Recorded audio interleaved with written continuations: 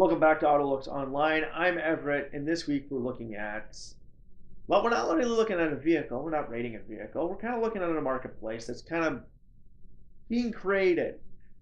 Well, really by California. We've seen things from this marketplace, and now we're actually seeing a production model that's going to be coming out for people, which actually is kind of moving people into this direction. Walmart's buying into it. Loblaws in Canada is buying into it.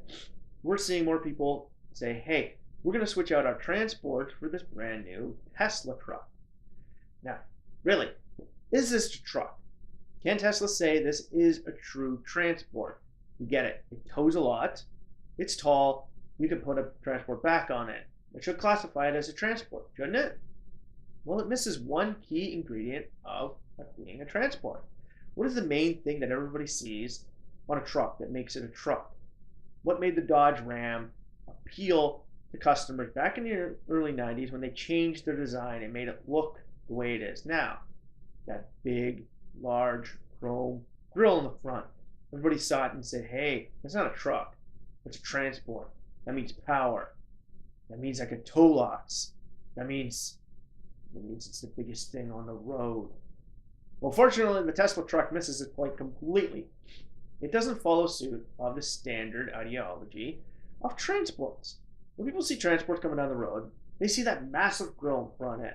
You get it. North America, we have cab reverse trucks. No, in Europe and a lot of other places, they have cab over engine vehicles, flat front transports. We don't buy a lot of those in North America. Unfortunately, the Tesla truck doesn't follow suit with the North American appeal of transports.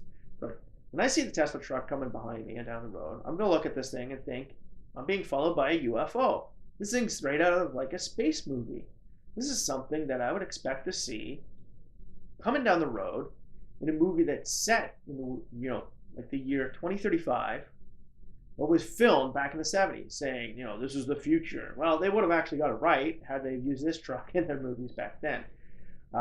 With bland, boring wheel covers, they hide the rear wheels. We kind of get that.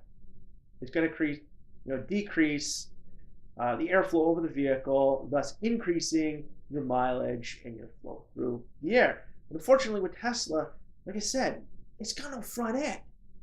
It's not big. It's not mean. It's not transport. And we kind of feel that a lot of these companies that are buying these things are going to be using these trucks just to shuffle trailers around the yards or do quick inner city vehicle, deliveries. Now, I really don't see Loblaws putting the back on one of these trucks, driving it from Toronto to Sudbury to make deliveries to us up here. No.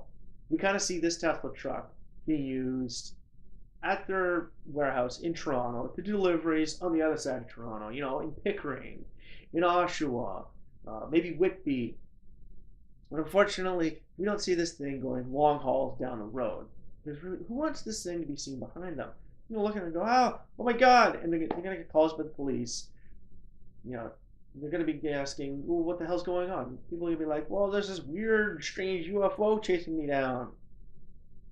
Why? Because Tesla didn't follow suit of the standard ideology of transports. Yes, we get it. The grill doesn't make the truck. The grill is the truck. And you can see that all along the entire Tesla thing. Now, moving on to the back of this thing, they cover the rear wheels. It still doesn't follow the ideology of transports. Now, we get it. This is great because if a lot of more transport trucks did this and kind of hide their wheels within it, they can actually get better fuel mileage.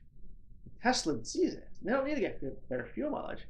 They need to decrease their airflow so they can actually get more mileage out of their electricity, because you create more pockets of air, more turbulence. Well, it's going to decrease basically how far it goes on a single charge.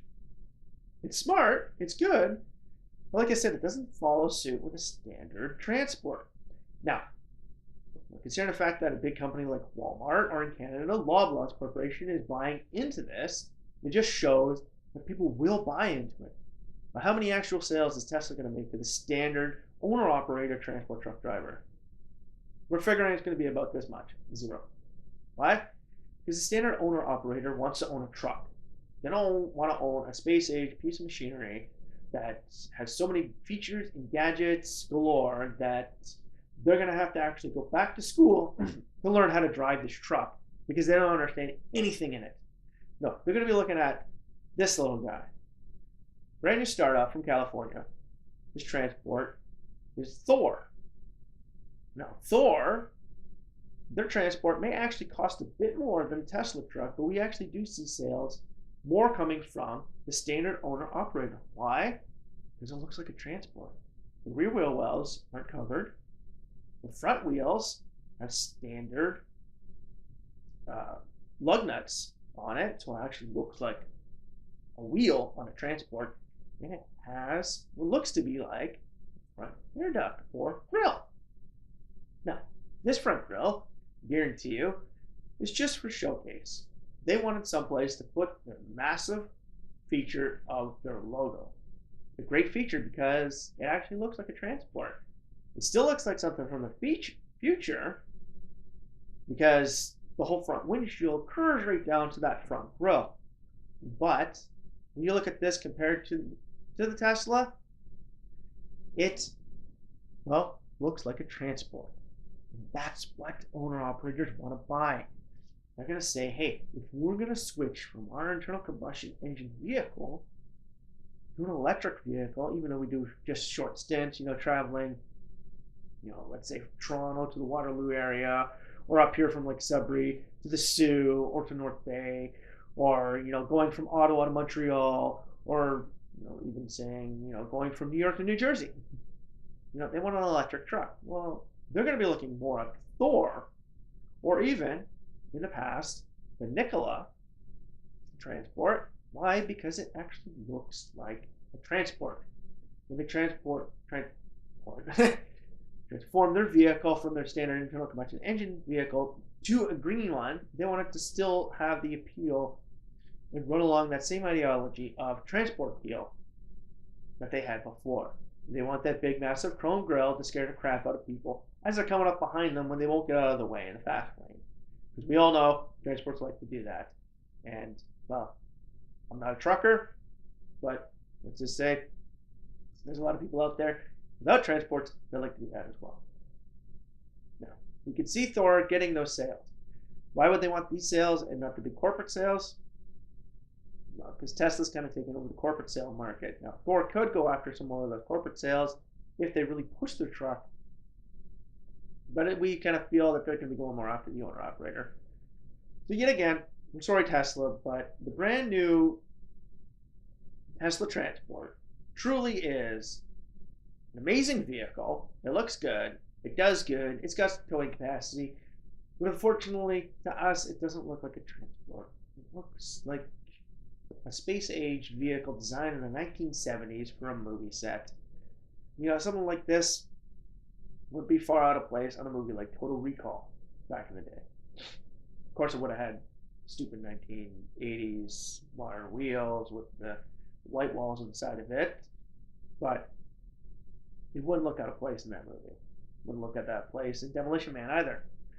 So today, we have to say, Tesla, if you want to follow the transport suit and get owner-operators to buy your vehicle too, you've got to add something to the front end. You did it with the Model S. You agreed that people needed to see the Model S as a sedan and as a competitor. You had that black front end. It wasn't an actual grill, but it still seemed like a grill. Now that more and more people are buying into the Tesla ideology, they can actually buy a Model S without that weird front grill thing because they know it's an electric car.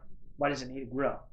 Well, Tesla originally followed suit with this ideology, like all companies need to do when they start out. That's another reason why Ford decided to do the grill on the front end, is because they know if they want to go after the standard market, they don't have, the big push. They don't have the buying power. They don't have, the world control like Tesla does. They're just a small little company. And Tesla did that at one point in their past. They did that with the Roadster. They wanted to go after a sports car market with an electric sports car. What better way than just building it off of, a Lotus platform, which they did. The people bought it. They saw that as a sports car. And then when they got behind the wheel, they didn't realize it was electric. They just thought, oh, that's a pretty cool looking sports car.